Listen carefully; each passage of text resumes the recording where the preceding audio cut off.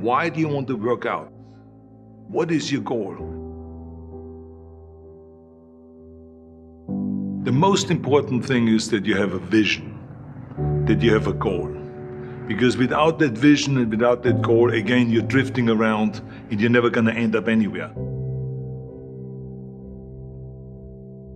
People don't become successful just by accident. Maybe the guy that found gold in California and started the gold rush, but don't count on that. That's the one in a lifetime kind of a situation. So you got to really have a specific goal, and to me, to have that vision that I want to be Mr. Universe, that I want to be the greatest bodybuilder of all time.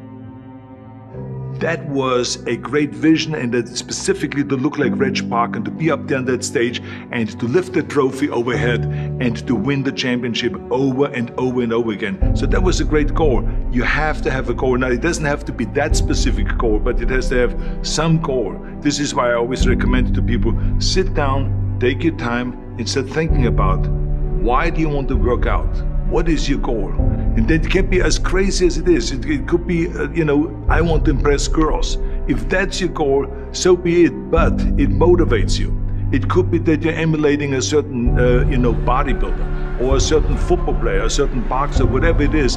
Have those pictures put all over the wall like I did when I was a kid. I put pictures of Reg Park and of Sonny Liston, of boxers and of Ali and of powerlifters and weightlifters all over my bedroom, wall. So that every day when I go to sleep, every day when I wake up, I look at those pictures and they motivate me. You need that motivation, and then therefore you have this kind of imprint in front of you all the time, and you know exactly what you're chasing. People always come up to me and says, why are you smiling? You're working out 5 hours a day. You're doing the same as the other guys, but the other guys have a sour face. They're pissed off that they have to do another rep or another set or something. I looked forward to another 1,000 reps of sit-ups. I looked forward to another 500 pounds of leg press or squat. I looked forward to doing more and more curls until my arms fall off. Why? Because I knew that every rep that I did and every set that I did and more weights that I lifted, I get one step closer to turning that vision into reality. So I was turned on by that. I was excited. I couldn't wait to get to the gym.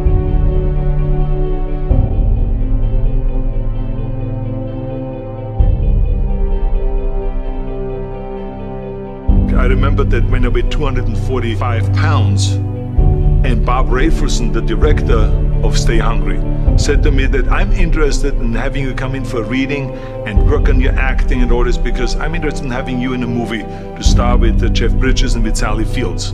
I was delighted about that, and I was excited, and I started pumping up more and more. And then he said, but I don't want you to weigh more than 210 pounds.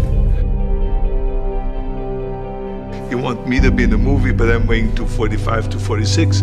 I say, I just won the Olympia, I say, which was 1974, and I was really at my biggest. And but he demanded that, and he says, look, it's very simple. On the day we start shooting, he says, I'm gonna put you on a scale, and if you don't make the 210, you're out, because I have someone else in mind.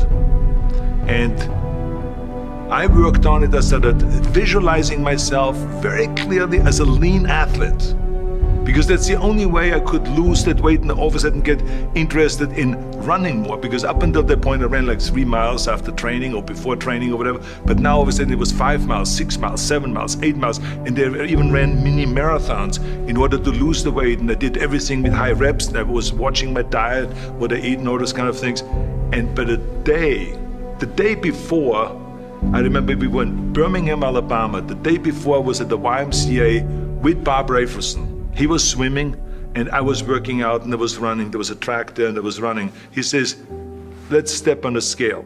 And I stepped on the scale and I weighed 209. So it just shows to you what is possible if you visualize exactly what you want to look like.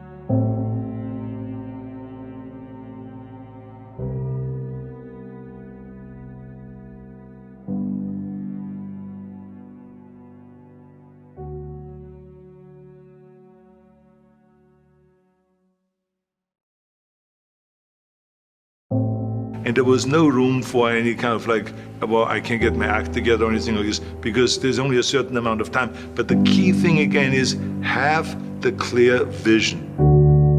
Have the specific goal of what you want to accomplish, because then you never go to the gym and you say, the day I feel down a little bit, I don't know what it is all about, I don't know my life, I'm confused. No, I tell you that I was a perfect example of someone that was not confident at all.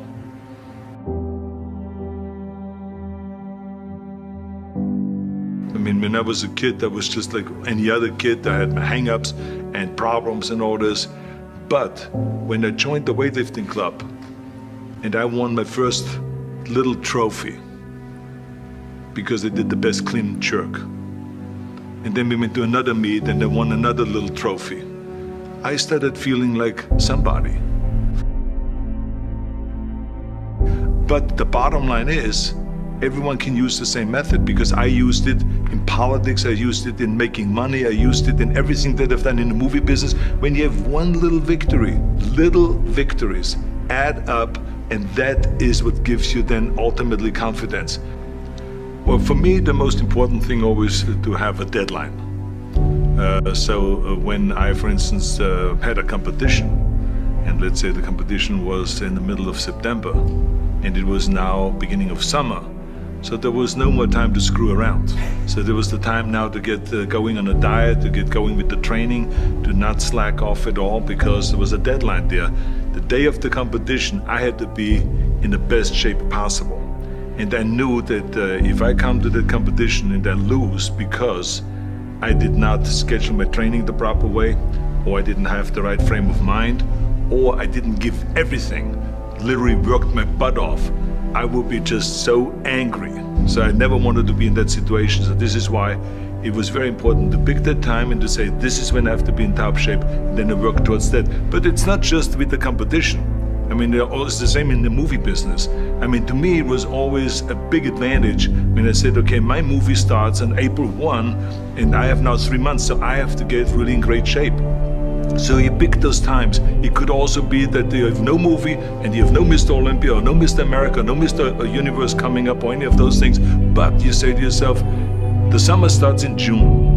I'm gonna go to the beach in June, and at that time I want to be in great shape. So that creates an urgency that makes you really start training hard and taking it seriously. Because if you don't have a specific plan, then you wander around. I mean, you can have, as I've told you many times, the best ship or the best plane in the world, but if you don't have a specific goal where you want to go and when you want to get there, you just drift around and you never get anywhere. So this is why it is so important to create that urgency and have a specific time when you want to be in shape. Well, I mean, look, everyone has a problem with time, but the day has 24 hours and we sleep 6. Now, I know there's some out there that say, whoa, I need 8.